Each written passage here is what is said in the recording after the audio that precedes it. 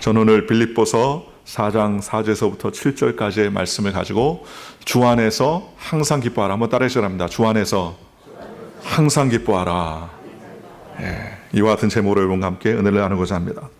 미국의 도시들을 자동차로 여행하던 사람이 주일날 예배 시간이 되었습니다. 그래서 교통경찰한테 물어봤어요. 이 근처에 내가 예배를 좀 드리려고 하는데 교회가 있으면 좀 알려주십시오 라고 그렇게 물었습니다. 그랬더니 교통경찰이 좀 멀리 있는 교회를 알려줬어요. 이 근처에도 교회가 있을 것 같은데요. 그러면서 그 여행자가 경찰한테 물었습니다. 그러면서 왜 이렇게 멀리 있는 교회를 알려주세요 라고 물어봤습니다. 그랬더니 이 경찰이 이렇게 대답했습니다. 예배를 드리고 나오는 사람들의 표정을 보면 그 교회가 좋은지 안 좋은지, 은혜로운 교회인지 안 좋은지 나는 예수를 안 믿어도 알 수 있습니다. 교회 나오는 사람들 얼굴 보면 예배가 좋았는지 안 좋았는지 알 수 있다는 거예요. 그런데 요 근처보다 내가 지금 알려준 그 교회에 교인들은 예배만 드리고 나오면 얼굴이 빵긋빵긋하고 막 환하고 기뻐하더라는 거예요. 그래서 아마 여기 근처에 처음 오시는 분 같은데, 여행하는 분 같은데 내가 교회를 소개해가지고 당신 예배를 잘 드리고 기뻐하고 즐거워하고 감사한 일이 생겨야지 나도 보람 있는 게 아니겠어. 그러니 조금 멀더라도 그 교회를 가보시오. 그렇게 이야기를 하더라는 겁니다. 여러분, 불신자 경찰이 교회를 바라보는 관점이 뭐냐? 그 교인들이 예배를 드리고 나와서 행복한 얼굴, 감사한 얼굴, 기쁨의 얼굴을 하느냐 안 하느냐, 그걸 보더라는 것입니다. 여러분, 불신자도 그렇게 우리의 모습을 바라보는데 우리가 우리의 모습을 바라볼 때 어떻게 해야 되겠습니까? 그러니 은혜롭지 못한 사람에게도 보이는 얼굴, 우리는 은혜를 받은 사람으로서 하나님 앞에 영광 돌려야 되는데, 오늘 성경에 하나님이 원하시는 믿음의 모습은 무엇이냐? 주 안에서 기뻐하는 것이다. 이렇게 사도 바울은 고백하고 있습니다. 그래서 오늘 성경에 하나님 앞에서 기뻐하는 것, 이것이 바로 하나님의 사람의 모습이라고 말할 수 있습니다. 오늘 4절에 주 안에서 항상 기뻐하라. 내가 다시 말하노니 기뻐하라. 그렇게 말했습니다. 늘 빌립보서를 이야기하면서 늘 이야기하는 것이지만 빌립보서를 쓰신 사도 바울의 그 환경은요, 기뻐할 수가 없어요. 기뻐할 수가 없습니다. 감옥에 들어가 있잖아요. 고통을 받고 있잖아요. 그것도 경범죄로 들어간 게 아니지 않습니까? 딱지떼다가 들어간 게 아니에요. 운전해서 딱지떼서 들어간 게 아니고 죄인으로서 압송당해가지고 갔는데 언제 죽을지 모릅니다. 실제로 사도 바울은 로마의 재판장에서 사형언도를 받고 참수형을 당했어요. 참수형을 당해서 머리가 잘려가지고 똥똑똑 이렇게 3번 튀겼을, 머리가 이제 계단에 굴러 떨어졌는데 그 굴러 떨어진 곳마다 샘이 쏟았다는 전설이 있습니다. 어쨌든 사도 바울은 그 감옥에서 나중에 순교를 당하는 그런 고통을 받았습니다. 그럼에도 불구하고 고통스러운 가운데, 환경이 절박하고 어려운 환경 가운데도 불구하고 사도 바울은 빌립보 교인들에게 쓴 서신에 내가 다시 말하노니 기뻐하고 또 기뻐하라. 그래서 이 빌립보 서신 안에는 기뻐하라는 말이 상당히 많이 나오는 것을 알 수가 있습니다. 환경과 조건이 충족되든지 충족되지 않든지 간에 기뻐하라 라고 말했습니다. 여러분, 환경이 충족되지 않았음에도 불구하고 기뻐할 수 있는 방법은 무엇입니까? 그것은 하나님께서 주셔야 된다는 것입니다. 어떻게 우리가 하나님의 뜻에 따라 항상 기뻐하는 삶을 살 수 있습니까? 오늘 성경에서 말하는 대답은 무엇입니까? 주 안에서 기뻐하라는 것입니다. 주 안에서 기뻐할 수 있다는 거예요. 환경은 그렇지 않아도 주 안에 서면 기뻐할 수 있습니다. 여러 가지 어렵고 그 찌든 환경 가운데서도 고요하게 하나님 앞에 무릎 꿇고 묵상하다 보면요, 이 모든 어려움과 고난과 또 역경과 환난, 또 두려워하는 이러한 환경 가운데서 내가 이게 뭐가 이렇게 중요한가? 하나님이 중요하지. 하나님 만나는 게 중요하지. 하나님을 내 안에 섬기고 하나님을 모시고 있다는 게 중요하지. 다른 게 뭐가 중요한가? 라는 그러한 깊은, 뱃속 깊은 마음에 평안을 주십니다. 그러면요, 다른 건 문제가 되는 게 아니에요. 진짜 문제는요, 뭐예요? 하나님께서 주는 그 평안이 있어야 되느냐, 없느냐, 그게 문제죠. 요한복음 15장에 보면 농부이신 하나님, 예수님은 우리에게 포도나무로 비유하셨습니다. 그러면서 우리가 예수님께 붙은 가지가 되어 주 안에 거하는 삶이 되면 기쁨이 우리 안에 있을 것이라고 성경은 말씀하셨습니다. 요한복음 15장 5절에 나는 포도나무여 너희는 가지라 그가 내 안에 내가 그 안에 거하면 사람이 열매를 많이 맺나니 나를 떠나서 너희가 아무것도 할 수 없습니다. 내가 이것을 너희에게 이르면 내 기쁨이 너희 안에 있어 너희 기쁨을 충만하게 하려 함이라 그랬습니다. 우리에게 기쁨을 주시고 우리 안에 붙어 있으라고 말하는 것은 무엇입니까? 우리에게 주님이 누리는 그 기쁨을 우리에게도 충만히 누리게 하기 위함이라는 것입니다. 오늘 저와 여러분들이 주님을 섬기면서 그 기쁨이 충만하시기를 주님의 이름으로 축원합니다. 우리가 봉사할 때도 하나님이 주시는 기쁨으로 해야 돼요. 성경에는 너희가 무슨 말을 하려거든 하나님이 말씀하시는 것 같이 하고 너희가 무슨 봉사를 하려거든 하나님이 공급하시는 은혜로 하는 것 같이 하라. 하나님께서 공급하시는 힘으로 하는 것 같이 하라 라고 성경은 말씀해 주셨습니다. 오늘 저와 여러분이 기뻐하고 즐거워하며 감사하고 행복하면 우리의 몸도 그렇게 기뻐하고 즐거워하더라는 것입니다. 우리의 생각을 고쳐먹으면 우리의 마음이 고쳐먹으면 우리의 환경이 변화되고 우리의 삶이 변화되고 우리의 가치관이 변화되는 놀라운 역사를 하게 되더라는 것입니다. 예수님은 제자들을 떠나기 전에 이렇게 말씀하셨습니다. 요한복음 17장 13절에 지금 내가 아버지께로 가오니 내가 세상에서 이 말을 하옵는 것은 그들로 내 기쁨을 그들 안에 충만히 가지게 하려 함이니이다 라고 말했습니다. 환경에 좌지우지되는 기쁨이 아니라 예수님께서 누렸던 그 기쁨을 제자들을 위해서 하나님 앞에 기도하면서 내가 누렸던 기쁨을 그들도 좀 가지게 하여 주옵소서 라고 말씀하셨습니다. 오늘 예수 믿는다는 것 다른 것 아닙니다. 주님이 누렸던 그 기쁨을 우리가 누리는 거예요. 주님이 믿었던 그 기쁨을 우리가 누리는 거예요. 며칠 전에 어느 곳에 가서 여기 일주일 된 분이 계시더라고요. 일주일 됐는데 우리 그 이춘섭 장로님 그 차 때문에 오셨는데 우연찮게 이제 거기 들렸다가 그분들을 만났습니다. 애가 우리 둘째하고 똑같고 또 이제 부부가 이제 이민을 오신 거예요. 이민을. 그래서 제가 해줄 게 뭐가 있어요? 뭐 다른 게 없지요. 무슨 뭐 돈을 줄 수 있겠습니까? 무슨 제가 이 미국 생활이 뭐 오래돼가지고 뭐 무슨 팁을 드립니까? 없잖아요. 그래서 기도를 간절히 했어요. 하나님, 이 두 분이 자녀 하나를 데리고서 미국에 이제 이민 온 지 일주일 됐는데 하나님 좋은 사람들을 붙여주시옵소서. 순적한 길을 열어주시옵소서.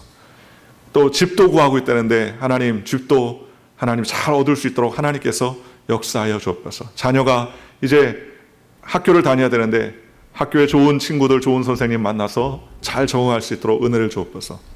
기도를 하고 눈을 떴더니요, 여자분이 그 아내 되시는 여자분이 눈물을 쭉 흐르는 거예요.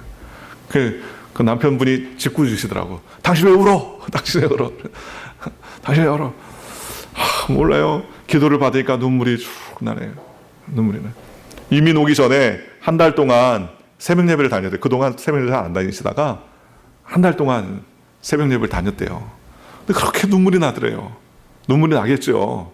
이제 새로운 환경에서 나라를 바꿔서 이민 생활을 해야 되는데 얼마나 깝깝합니까 사실. 그러니 새벽 기도마다 가면은 눈물이 이렇게 나더래요. 눈물이. 그래서 눈물을 쭉 흐르시더라고요. 여러분, 그래서 제가 그랬어요. 눈물 흘리는 것도 복이다. 우리 예수 믿는 사람 눈물 흘리는 것도 복이에요. 속상해서 우는 거 말고요. 주님 앞에 기도하는데 주님께서 주시는 그 평안과 기쁨이 있으면요, 뱃속에서 그 소망이 있으면 눈물이 나옵니다. 말씀을 들을 때 울 수 있다면, 찬양을 들을 때 울 수 있다면, 메말라서가 문제죠. 눈물이 나는 것, 하나님이 주시는 은혜가 있어야만이 눈물이 나는 것입니다. 주님은 우리에게 이와 같이 기뻐하라라고 말씀해 주셨습니다. 예수를 믿는 나를 생각하면, 또 그 하나님께서 우리를 예비해 놓으신 천국을 생각한다면 어찌 기쁘지 않을 수가 있겠습니까? 주님께서 내가 가서 처소를 예비하러 가노니 내가 가서 처소를 예비하면 나 있는 곳에 너희도 있게 하리라 라고 말씀해 주셨습니다. 완벽한 하나님의 말씀입니다. 그러니 우리가 육신의 장막을 벗고 나면 그러면 저 하늘나라 천국으로 갈 거 아닙니까? 예수 믿고 난 다음에, 예수를 믿고 오래 시간이 가면 갈수록 까먹는 것 중에 하나가 무엇을 까먹습니까?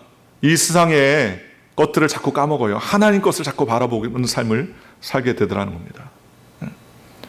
얼마 전에 선교대 갔을 때, 옛날에 선교대 갔을 때 저희 아버님 묘소가 이제 기도원에 있는데요. 할아버님 묘소도 거기 있고 아버님 묘소도 이제 오살리 기도원에 있는데, 저희 어머님하고 저희 여동생 남동생하고 그 조카 애들 데리고서 그 예배를 이제 아버님 산소에 갔습니다. 추모 예배를 잠깐 드리려고 갔는데, 간단하게 이제 드리면서 끝나고 그런 이야기를 했어요. 사실 우리 추모 예배는 특별한 의미가 없다. 특별한 의미. 진짜 의미를 둔다면 아버님이 돌아가시기 전까지 열심히 교회 봉사하시다 헌신하신 것, 우리 조카 애들 또 우리 자녀된 우리가 그 신앙 본받아서 열심히 하나님의 일을 해야 되겠다라는 결심이지, 사실은 지금 아버님은 어디 가 계시느냐? 천국에 가 계신 거 아니냐? 저희 여동생도 맞아 오빠, 아버지 지금 천국에 가 계시지. 저희 어머님도 그래 아들아, 네 아버지가 지금 천국에 가 계시지. 썩어질 육신 놓고 우리가 무슨 뭐 제사 드리는 것도 아니고, 아버지가 못다 해서 빨리 돌아가셨어요. 56세에 돌아가셨어요. 교통사로 돌아가셨는데 56세에 돌아가셨으니까 일찍 돌아가셨죠. 그러니 열심히 봉사하고 헌신하다가 가셨는데, 그 봉사하다 헌신하다 간 그 짧은 시간 동안 더 할 수 있었던 거 못한 거 우리가 최선을 다해서 같이 달려가자. 다짐하는 시간입니다. 다짐하는 시간. 돌아가신 분을 뭐 추모하고 울고 훌쩍거리는 게 아니라 하나님께서 준 그 천국을 바라보고 예비해 놓으신 것을 바라보고 기뻐하고 즐거워하는 것이라고 그렇게 말할 수 있습니다. 저희 아버님 기억이 납니다. 몇 번 얘기를 했던 것 같은데요. 저희 아버님이 원래는 예수를 그렇게 잘 믿지 않았어요. 어머님의 거의 끌려다니다시피 예수를 믿었어요. 끌려다니다시피. 그러다가 아마 성령 체험을 하신 것 같아요.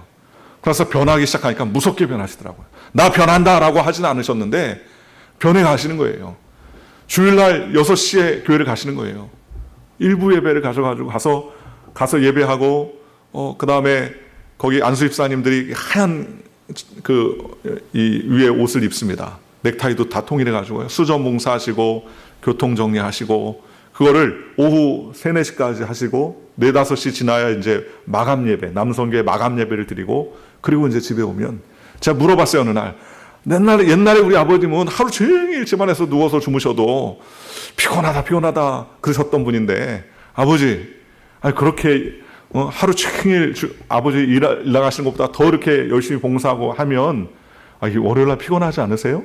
제가 그랬어요. 저희 아버님 말수가 작으신 분인데, 많지 않으신 분인데, 저희 아버님은 그런 얘기를 하셨어요. 희한하다.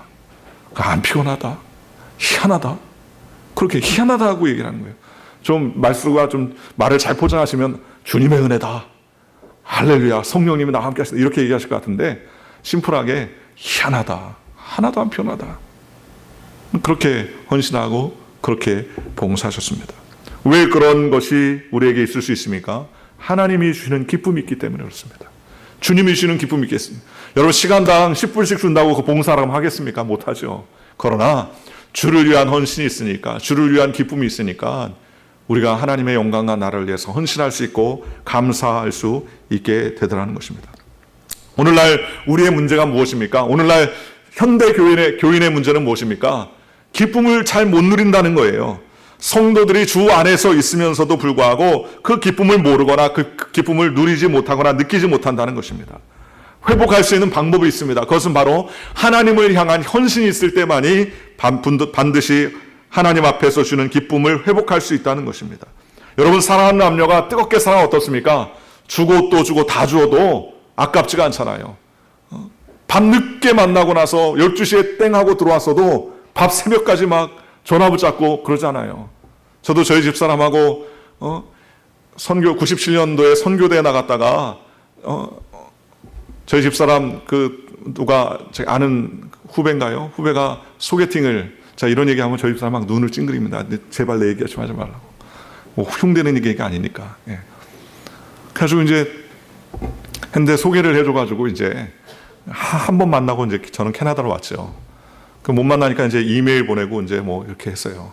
그러다가 가끔 이제 전화 붙잡아서 국제 전화하고, 그 당시 국제 전화 왜 이렇게 비쌌는지 국제 전화 한번 하고 그러니까 몇백 불 나오더라고. 야, 내가 정신 나갔지. 왜 이런 전화를 이렇게 하나. 나중에 한번 그 다음엔가 가서 봤더니 한국통신에서 가방도 주고 뭐 백도 주고 막 그랬더라고요. 왜 그러냐, 또 우수 고객이라고. 여러분, 좋아하고 사랑하면요, 국제전압이 그게 이것쯤이야 뭐 이렇게 생각이 되잖아요. 그런데 그 사랑의 마음이나 그 헌신의 마음이 다 떠나가면 어떻습니까? 피곤해서 바빠서 그러면서 다 내려놓지 않습니까? 옛날에는 헌신하려고 다 준비하고 했다가도 그 헌신과 사랑의 시거지가 어떻게 합니까? 다 포기하고 내려놓는 경우가 얼마나 많이 있습니까? 그러니 여러분, 기뻐하는 삶, 기쁨을 회복하고 누리는 저와 여러분들 되시기를 주님의 이름으로 축원합니다. 주 안에서 기쁨을 누리려면 어떻게 해야 돼요? 헌신해야 되는 거예요. 헌신하면 뭐가 생깁니까? 기쁨이 생겨요.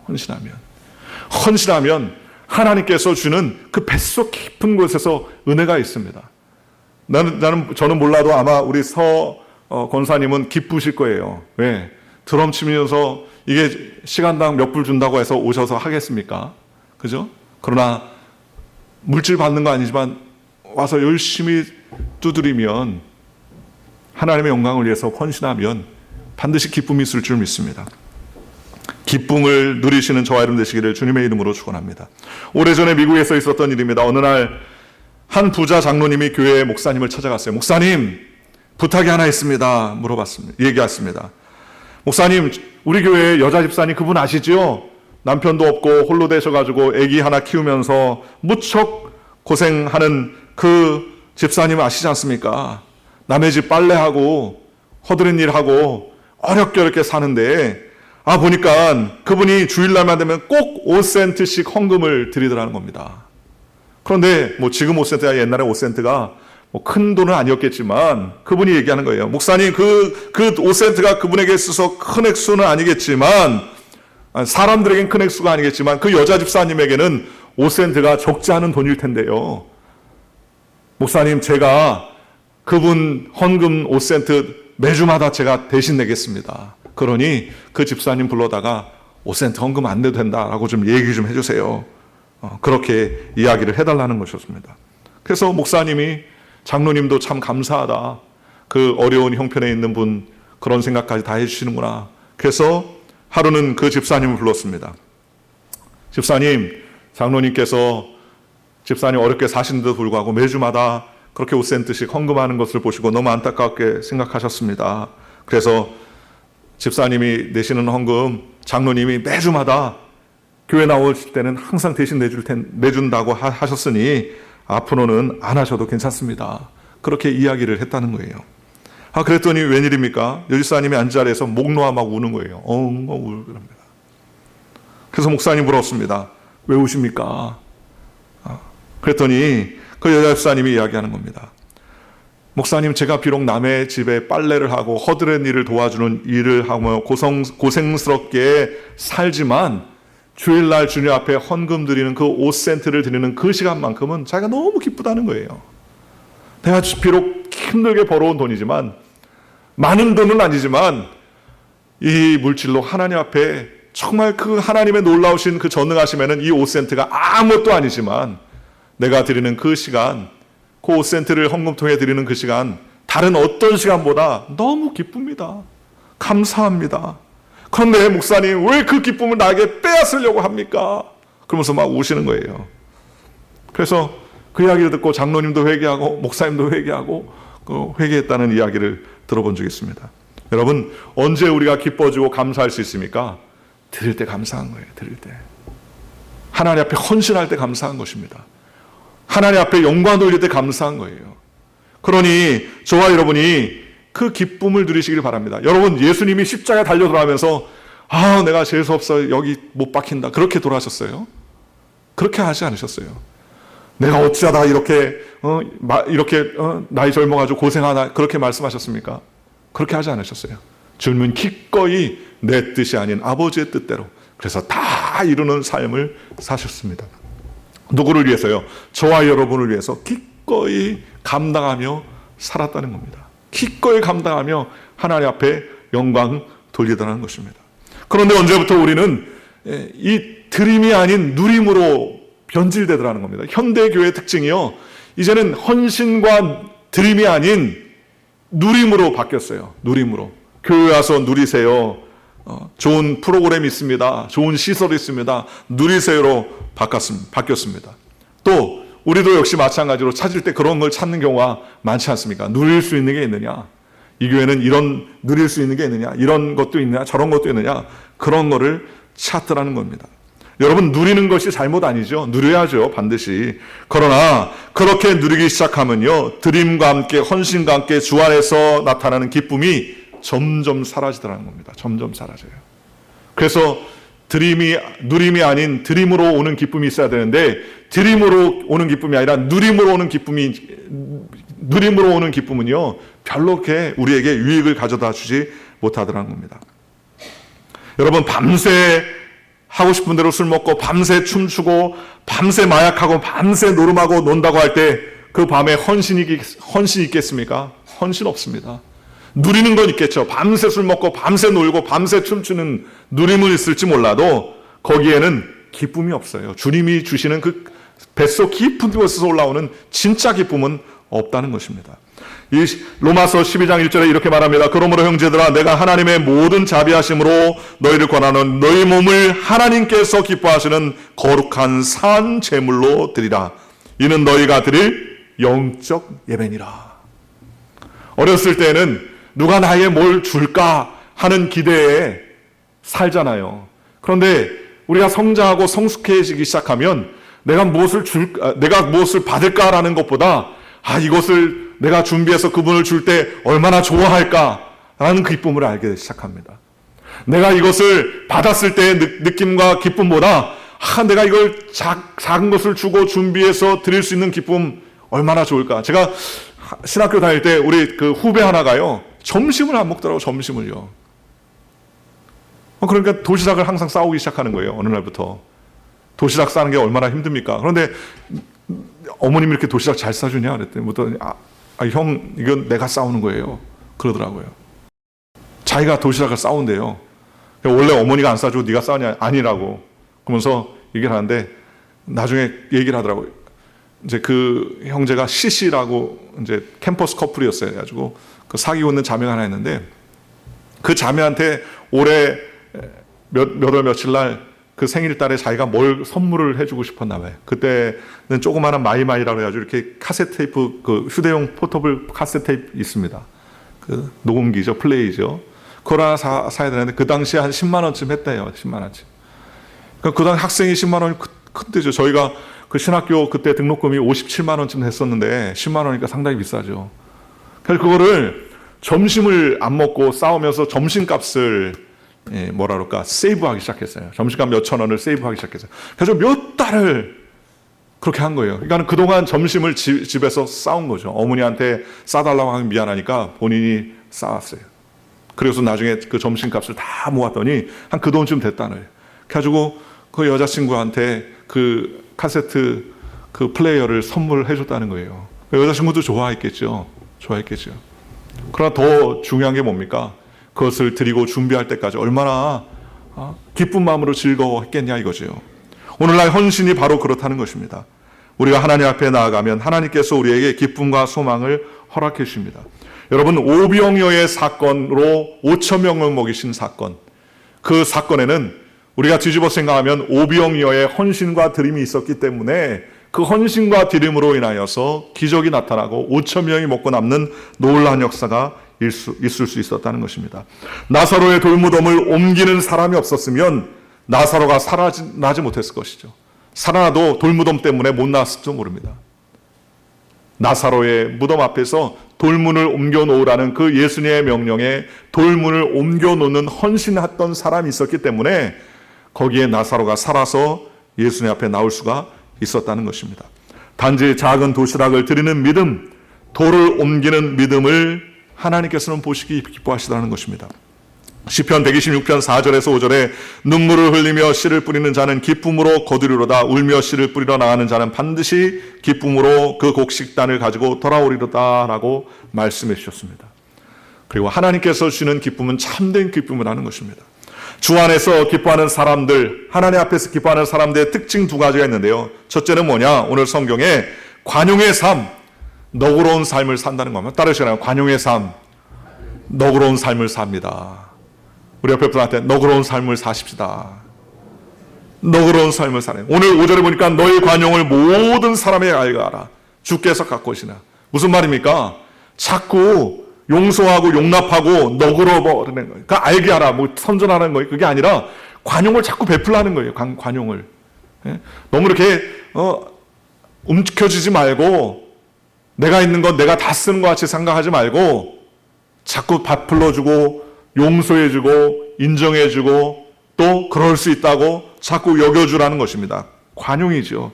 그래서 기쁨과 관용은 별개의 주제가 아니라 사실은 한 묶음이라는 거예요. 기쁨은 관용을 나타낼 수 있는 원동력입니다.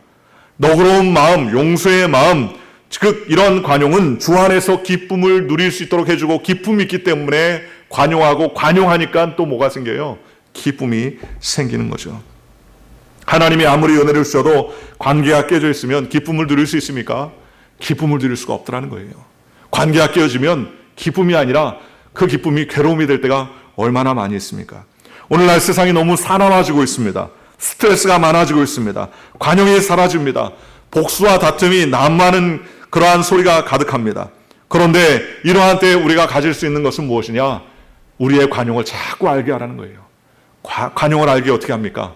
용서하고 용납하고 사랑할 때에만이 진정한 관용, 용납해지는 것, 너그러운 양보들이 있어야 된다는 것입니다. 성경에는 아브라함과 그 조카 롯과의 사이에서 다툼이 있었다고 합니다. 목자들이 양떼를 너무 많아지니까 서로 자꾸 다툼이 있다는 거예요. 창세기 13장 8절과 9절 이렇게 말합니다. 아브라함이 롯에게 이르되 우리는 한 신족이라 나나 너나 내 목자나 서로 다투게 하지 말자. 내 앞에 온 땅이 있지 아니하냐. 나를 떠나라. 내가 좌하면 나는 우하고 내가 우하면 나는 좌하리라. 아브라함이 조카에게 선택권을 줬습니다. 온 땅을 다 봐서 네가 좋은 데로 가라. 네가 우로 가면 내가 좌로 가고 네가 좌로 가면 내가 우로 가겠다. 조카 롯이 보고서 소돔과 고모라 땅, 소할 땅을 쫙 보니까요. 여호와의 동산과 같았다 그랬습니다. 에덴 동산같이 좋아 보였다는 거예요. 그걸로 착 옮겼습니다. 착 옮겼어요. 아브라함은요. 좋지 않은 땅을 했지만 여러분 진짜 축복의 시작은 어디 있습니까? 좋은 땅입니까? 아니죠. 하나님이 복을 주셔야 되죠. 아무리 우리가 좋은 땅 찾아가지고 가도 하나님이 복 주셔야 되는 거예요. 아무리 기름진 땅을 가도 하나님께서 복 주시지 않으면 소용이 없지 않습니까? 야곱이 좋은 땅을 찾아가지고 그리고 갔다가 어떻게 합니까? 딸 디나가 겁탈당해가지고 큰 고통을 당하다가 그가 깨닫지 않습니까? 아, 내가 베델로 올라가야 되겠구나. 그래서 하던 모든 부속품 다 상수리나무에 묻어버리고 하나님을 향해서 베델로 향해서 올라가는 삶을 살았습니다. 여러분, 다툼은 그치고 오히려 관용이 생기고 너그러운 삶을 살았던 아브라함이 기쁨을 가지고서 관용을 베푸니까 하나님께서 더 큰 축복을 아브라함에게 허락해 주셨다는 것입니다. 오늘 저와 여러분이 이와 같은 복을 누리시기를 주님의 이름으로 축원합니다.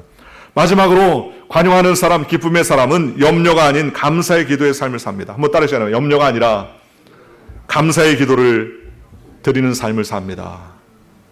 염려가 아니라 감사의 기도를 드리는 삶을 사는 거예요. 아무것도 염려하지 말고 다만 모든 일에 기도한 거로 너희 구할 것을 감사함으로 하내라. 하나님께 아뢰라. 이렇게 살 수 있습니까?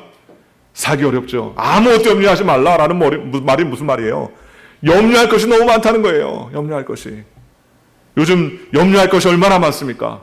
저도 요즘 지금 7월 말 안에 이사를 가려고 집은 집 보러 다니는데 너무 염려가 많더라고요. 싼 집이 없어서 너무 염려가 많아요. 그런데 뭐라고 합니까? 아무것도 염려하지 말고 오직 모든 일에 기도와 간구로 감사함으로 자꾸 아뢰는 거예요. 감사함으로. 그러면 하나님께서 우리 안에 마음과 생각을 지켜주신다는 거예요. 여러분, 염려는 우리의 신앙을 무너뜨리는 가장 강력한 힘이 있습니다.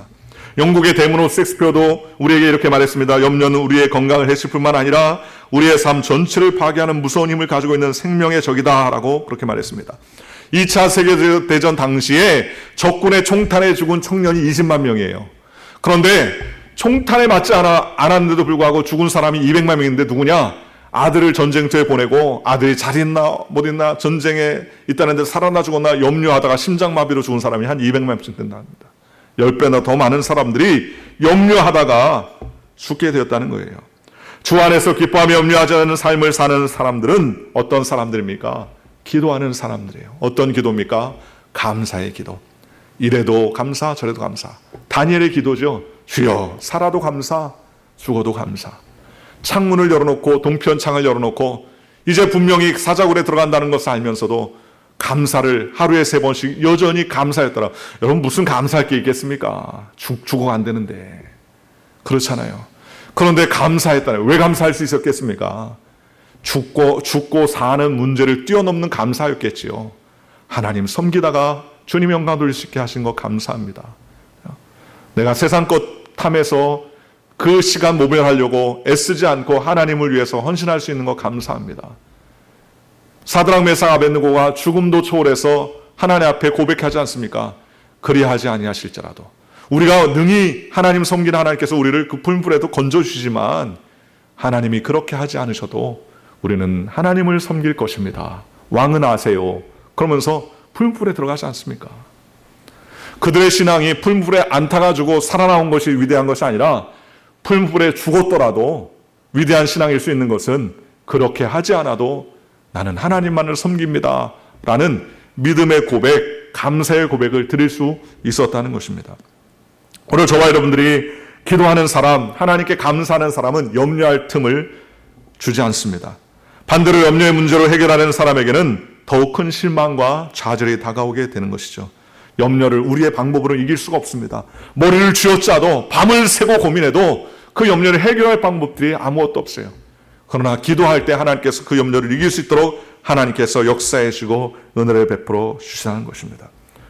오늘 우리가 하나님의 사람인가 아닌가는 기쁨을 통해서 알 수 있다라고 말했습니다. 사도 바울은 주 안에서 기뻐하라, 내가 다시 말하노니 기뻐하라 라고 그렇게 말했습니다. 오늘 저와 여러분이 기쁨에 목말라 있는 사람입니까? 내 일만 구하지 말고 주님의 일을 구하고 또 누리는 삶이 아닌 하나님 앞에 드리는 삶, 헌신의 삶을 시작하면 하나님께서 우리에게 기쁨을 주시고 소망을 주시고 은혜를 허락해 주신 줄 믿으시기를 주님의 이름으로 축원합니다.